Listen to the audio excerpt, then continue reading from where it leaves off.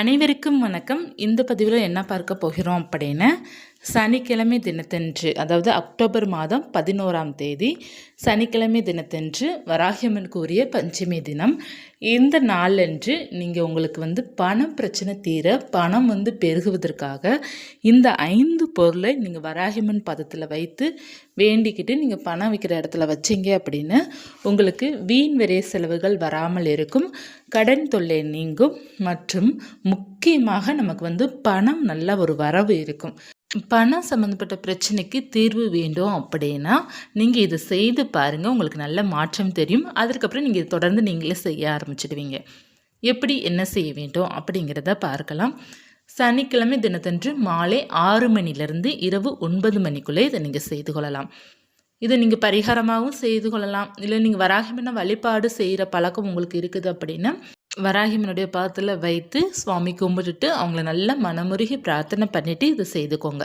இப்போ இல்லை எங்களுக்கு வராகியம்மனை வழிபாடு செய்து பழக்கம் இல்லை அப்படின்னா நீங்கள் வராகியம்மனை மனசுக்குள்ளே பிரார்த்தனை பண்ணிவிட்டு இதை நீங்கள் செய்து பாருங்கள், அன்னையோட அருள் கிடைக்கும். உங்களுக்கு அன்னை பிடிக்கும், ஆனால் நான் வழிபாடு செய்து பழக்கம் இல்லை அப்படின்னு நினைக்கிறவங்க ஏன்னா அப்படின்னு நிறைய பேர் இருக்கிறீங்க இல்லையா, அப்படி இருப்பவர்கள் இதை மட்டும் நீங்கள் செய்து பாருங்கள், உங்களுக்கு நல்ல ஒரு மாற்றங்கள் இருக்கும். என்ன செய்ய வேண்டும் அப்படின்னா, வராகியம்மனுக்கு நீங்கள் தீபம் ஏற்றுறீங்கன்னா தீபம் ஏற்றிட்டு முடிந்தளவுக்கு நெய்வேத்தியம் பண்ணிவிட்டு மந்திரங்கள் சொல்லி நீங்கள் வழிபாடு செய்துக்கோங்க. செய்துட்டு ஒரு சிவப்பு பட்டு துணி எடுத்துக்கோங்க. சிவப்பு நிற பட்டு துணி, அதாவது நமக்கு கொஞ்சம் பட்டு மாதிரி இருந்தால் ரொம்ப நல்லாயிருக்கும். ஒருவேளை பட்டு மாதிரி கிடைக்கல அப்படிங்கிற பட்சத்தில் மட்டும் சிவப்பு நிற துணி வச்சுக்கோங்க. இல்லை என்கிட்ட சிவப்பு நிற பட்டு துணி மாதிரி இல்லை, பச்சை கலரில் இருக்குது, மஞ்சள் கலரில் இருக்குது அப்படின்னா அதை நீங்கள் கொஞ்சம் கட் பண்ணி சதுரமாக வச்சுக்கோங்க. ஏதேனும் ஒரு கலர் நீங்கள் பட்டில் வச்சுக்கோங்க. வைத்து அதை நீங்கள் என்ன செய்யணும் அப்படின்னா 4 பக்கமும் பார்த்தீங்கன்னா ஜவ்வாது பொடி நல்லா அந்த முழுவதும் கூட தடவலாம். ஜவ்வாது பொடியும் முதல்ல நல்லா தடவி விட்டுக்கோங்க. தடவி விட்டுட்டு வெட்டி வேர் கொஞ்சம் எடுத்துக்கோங்க. ஒரு கொஞ்சமாக வெட்டி வேர் எடுத்து வச்சுருங்க. ஒரு மஞ்சள் துண்டு வச்சுருங்க.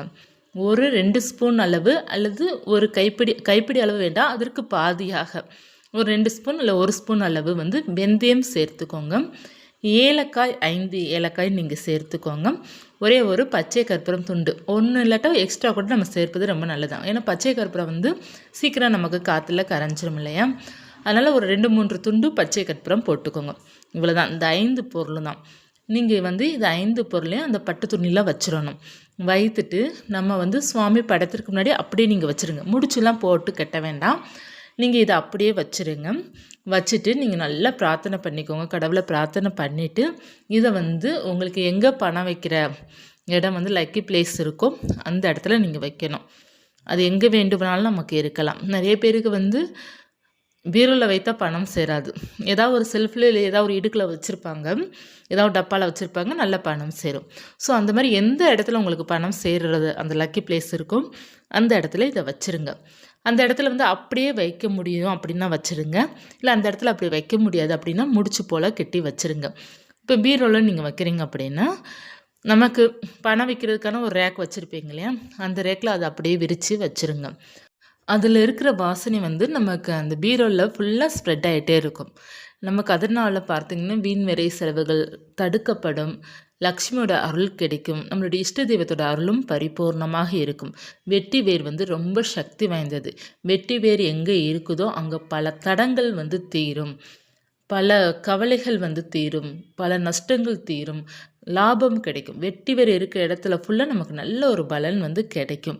அதனால் வெட்டி வேர் கட்டாயமாக நீங்கள் சேர்த்து இதை ட்ரை பண்ணி பாருங்கள். நல்ல ஒரு மாற்றங்கள் உங்களுக்கு இருக்கும். பணம் சேர ஆரம்பிக்கும், பணம் பெருகும். உங்கள் கையில் பணம் யார் மூலமாக உங்களுக்கு கிடைச்சிட்டே இருக்கும். இப்போ உங்களுடைய கணவனோ அல்லது அப்பாவோ அம்மாவோ இல்லை பிரதர் சிஸ்டரோ யாராவது ஒருத்தவங்க உங்களுக்கு டக்குனு செலவுக்கு கூட காசு கொடுப்பாங்க. ஸோ அந்த மாதிரி ஒரு மிராக்கள் கொடுக்கும் அப்படிங்கிறது தான் நான் சொல்ல வரேன். இந்த பரிகாரம் உங்களுக்கு யார் மூலமாவது உங்களுக்கு பண உதவி கிடச்சிக்கிட்டே இருக்கும் இதை நீங்கள் செஞ்சீங்க அப்படின்னு. இப்போ ஒரு ஹஸ்பண்ட் வீட்டில் இருக்கிறாங்க, அவங்க பணமே தரமாட்டிக்கிறாங்க அப்படின்னா இதை நீங்கள் செய்து பாருங்கள், தானாக உங்ககிட்ட பணம் கொடுப்பாங்க. அந்த பணம் உங்களுக்கு நல்ல ஒரு சேவிங்ஸாக இருக்கும். அந்த பணத்தின் மூலம் உங்களுக்கு ஏதேனும் ஒரு மகிழ்ச்சி அதில் கிடச்சிக்கிட்டே இருக்கும். இதை நம்ம செய்கிறோம் அப்படின்னா ரொம்ப நல்லது.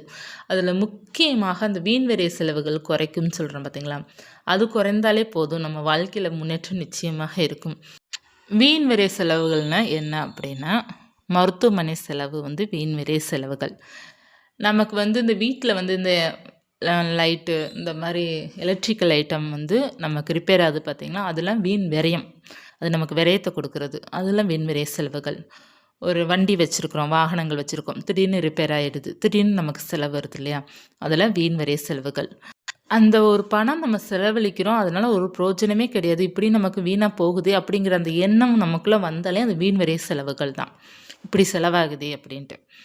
ஸோ அந்த மாதிரி வரும்போதெல்லாம் நமக்கு வீண் விரயம் ஆகுறது நமக்கே அது மனக்கவலை கொடுக்கும். ஸோ அந்த மாதிரி வராமல் இருப்பதற்காக, நம்ம அந்த வீண் விரையெல்லாம் குறைப்பதற்காக இதை நம்ம செய்யும்போது அன்னையோட அருளோடு நமக்கு நல்ல மாற்றங்கள் இருக்கும். நமக்கு பணம் பெருக ஆரம்பிக்கும். நம்பிக்கையுடன் செய்து பாருங்கள். எப்போதுமே நம்ம ஒரு சில நம்பிக்கையால் தான் நமக்கு ஒரு சில முன்னேற்றங்கள் நமக்கு கிடைக்கும்.